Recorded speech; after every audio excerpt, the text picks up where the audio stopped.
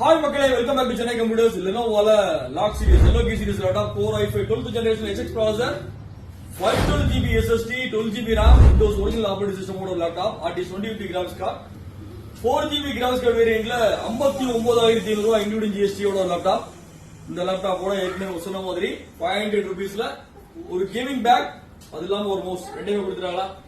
ஹாப்பியா? வாழ்த்துக்கள். ஓகே.